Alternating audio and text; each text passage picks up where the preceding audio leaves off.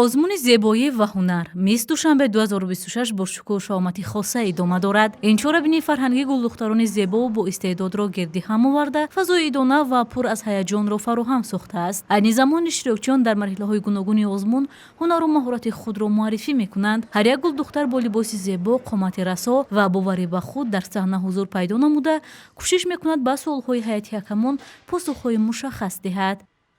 ман бисёр ҳам хурсанд ҳастам, ки дар ин озмун иштирок карда истодам ва дар ин ҷо бисёри духтарҳоро дидам, ки дар ин озмун иштирок доранд.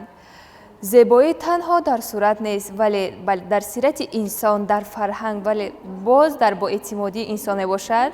ҳар як шахс, духтари зебои тоҷик имконият дорад, ки дар чунин озмунҳо иштирок кунад ва ин аввалин орзу ва қадами ман мебошад, ки дар ин озмуни мис душанбе иштирок карда истодам.